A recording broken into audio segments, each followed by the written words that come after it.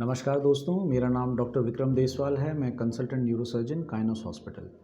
आज हम एक इम्पॉर्टेंट टॉपिक सेरेब्रल एन्यूरिज्म्स के बारे में बात करेंगे। सेरेब्रल एन्यूरिज्म्स जो होते हैं वे ब्रेन के अंदर जो नसें जो हमारी खून को सप्लाई करती हैं ब्रेन के अंदर, हार्ट से जो ब्रेन में जो वेसल्स लेके जाती हैं, उनके अंदर एक गुब्बारे जैसा एक वेसल के अंदर डायलेटेशन हो सकती है। जैसे कि आप यहाँ देख सकते हैं, जैसे कि ये यहाँ पे एक गुब्बारा सा बन गया है, इसको हम एन्यूरिज्म बोलते हैं। कई बार क्या होता है, जब पेशेंट का बीपी बहुत हाई होता है, पेशेंट के अंदर ये वीकनेस की वजह से या हाइपरटेंशन की वजह से ये बन जाता है, जिसके बाद कि ये एन्यूरिज्म ज़्यादा ब्लड प्रेशर होने की वजह से कभी फट सकते हैं। अब जो ये एन्यूरिज्म है, ये एक जानलेवा बीमारी है। अगर इसका समय पे इलाज ना किया जाए तो ये मरीज की जान भी ले सकती है। काफ़ी हद तक मरीज, कुछ परसेंटेज होते हैं, जैसे कि 20 से 25% पेशेंट इस बीमारी के अंदर नस फटने के बाद अस्पताल तक नहीं पहुंच पाते हैं और दुर्भाग्यवश उनका देहांत हो जाता है।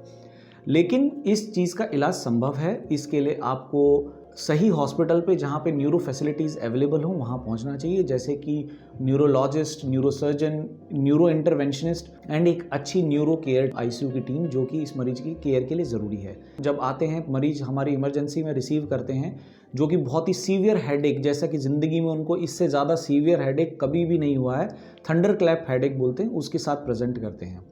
ऐसे मरीजों को इमरजेंसी में अटेंड किया जाता है एंड आफ्टर दैट उनका सीटी किया जाता है। सीटी पे सब अरेक्नॉइड हैमरेज का डायग्नोसिस बनता है, जो कि एक सस्पिशन देता है कि मरीज को एन्यूरिज्म की ब्लीड हो सकती है। फिर इस पेशेंट को हम एंजियोग्राफी के लिए लेते हैं।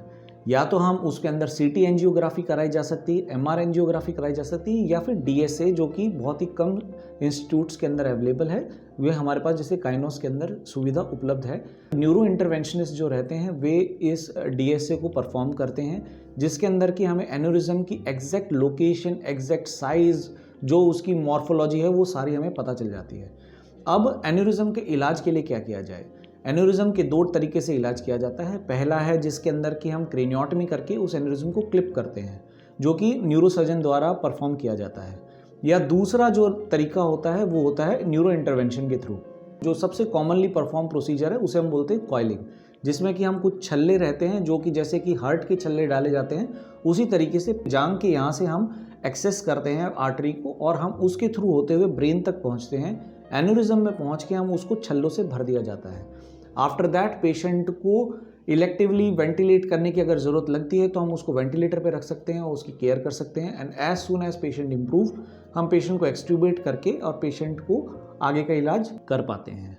और इसके लिए हमें बहुत ही अच्छी एक आईसीयू की टीम चाहिए रहती है, जो कि हमारे अस्पताल के अंदर अवेलेबल है। काइनोस हॉस्पिटल के अंदर we have a very good team. We have a neurologist, we have a full time neurologist, full time neurosurgeon, neuro interventionist, और ये सब एक एन्यूरिज्म की कंप्लीट ट्रीटमेंट के लिए बेहद आवश्यक चीज़ है। धन्यवाद।